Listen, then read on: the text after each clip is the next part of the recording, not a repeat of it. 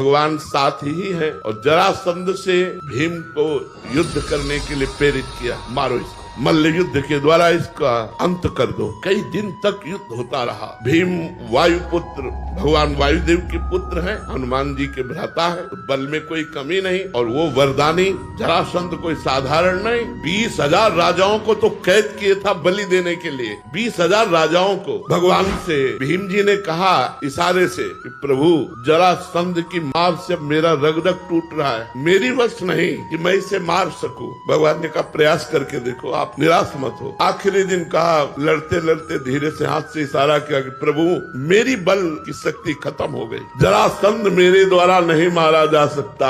भगवान ने कहा तुम्हारे द्वारा ही मरवाएंगे। और एक तिनका लिया, चीर दिया, क्योंकि भगवान उसके रहस्य को जानते थे। भगवान उसके जन्म रहस्य को जानते थे कि जरा नाम की एक राक्षसी ने इसको जीवन दान दिया। इसके जो पिता थे वो राजा ही थे, उनकी कोई संतान नहीं होती थी। उन्होंने एक ऋषि को प्रसन्न किया तो ऋषि ने एक फल दिया और कहा अपनी रानी को खिला देना, इससे संतान उत्पन्न होगी। रानियां 2 थी, उन्होंने फल दिया और कहा इसके पाने से गर्भवती हो जाओगी। अब बुद्धि काम नहीं की, दोनों ने फल को आधा आधा काट लिया और दोनों ने पा लिया। दोनों गर्भवती हो गई और जब दोनों के बच्चा हुआ तो आधा आधा हुआ। आधा आधा देख करके उनको बहुत शोक हुआ और फेंकवा दिया। जरा नाम की महान तपस्विनी थी, राक्षसी, लेकिन आकाशचारी सिद्धों की समस्त सिद्धियां और महान तपस्विनी। उसने देखा कि 2 बालक के इस तरह के 100, उसने कहा जियो जियो जियो। वो सिद्ध तपस्विनी जे ही ऐसे किया, दोनों जुड़ गए और बच्चा रोने लगा। उसको पता था। महाराज के पास गई और कहा ये आपकी संतान। उनका मेरी संतान तो मृत पैदा हुई थी अलग अलग, तो उनका मैंने जोड़ दिया।